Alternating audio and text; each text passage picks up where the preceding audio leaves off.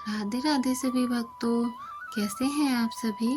आशा करती हूँ आप सभी खुश और स्वस्थ होंगे। आज हम पढ़ने जा रहे हैं श्रीमद् भागवत गीता अध्याय 1 श्लोक 41, 42, 43 एंड 44। इससे पहले हम श्लोक 40 तक पढ़ चुके हैं। अगर आपको भी रोज श्रीमद् भागवत गीता पढ़ने का समय नहीं मिलता है तो आप हमारे चैनल को सब्सक्राइब करके हमारे साथ जुड़ सकते हैं। हम रोज 3 या 4 श्लोक पढ़ेंगे। जब धर्म की जड़ें हिलती हैं तो उसका असर केवल वर्तमान पर नहीं बल्कि अतीत और भविष्य पर भी पड़ता है। पूर्वजों की आत्माएं, आने वाली पीढ़ियों की किस्मत, सब कुछ इस डोर से बंधा होता है। आइए पढ़ते हैं श्रीमद् भागवत गीता श्लोक 41। शंकरोः नरकायेव कुलधानां कुलस्य च पतन्ति पितरो शाम लुप्त पिंडोदक क्रियाः।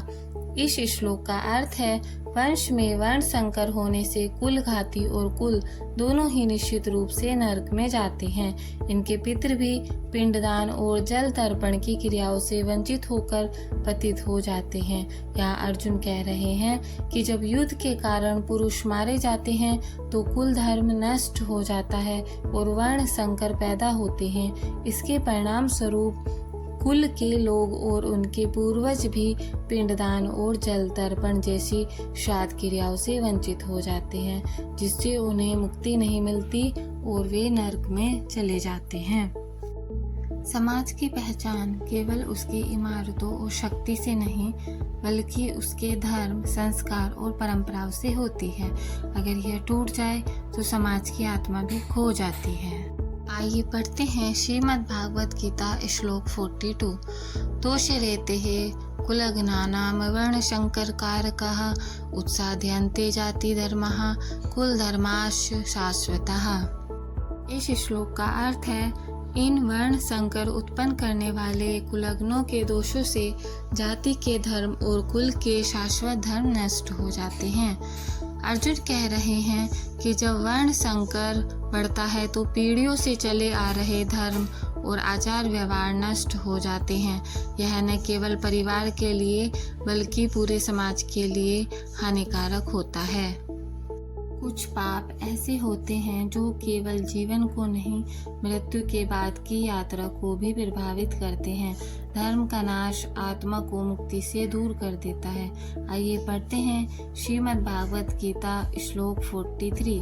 उत्सन्न कुल धर्माणाम मनुष्याणाम जनार्दन नरके आनियतम वासो भवति त्यनुशुश्रुम। इस श्लोक का अर्थ है, जनार्दन, जिन मनुष्यों का कुल धर्म नष्ट हो जाता है उनका अनिश्चित काल तक नरक में वास होता है, ऐसा हमने सुना है। अर्जुन यहाँ कह रहे हैं कि जिनका कुल धर्म नष्ट हो जाता है उनका जीवन और मृत्यु दोनों ही दुखदायी हो जाते हैं। वे मृत्यु के बाद भी मुक्ति नहीं पाते बल्कि लंबे समय तक नरक में भटकते रहते हैं। यह ज्ञान उन्होंने अपने गुरुजनों और शास्त्रों से सुना है। लोभ, क्रोध और मोह, यह 3 अग्नियां इंसान को अपनी ही पहचान से दूर कर देती हैं और जब यह अग्नि रिश्तों को जला दे तब केवल पाप ही शेष रह जाता है। श्लोक 44। अहोबत महत् पापम क्रतुम व्यवस्थिता वयम यद्राज्य सुखलोभेन हंतुम स्वजन मुद्यता।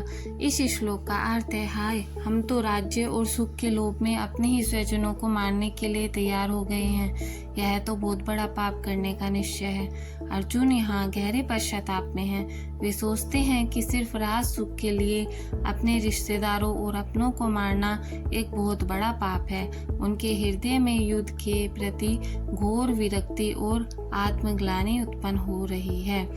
जब कुल धर्म टूटता है तो सिर्फ एक घर नहीं, पीढ़ियों का पुण्य, संस्कार और पूर्वजों की आत्माओं का चैन भी छिन जाता है। वर्ण संकर से धर्म नष्ट होता है और धर्म के नाश से समाज अंधकार में डूब जाता है।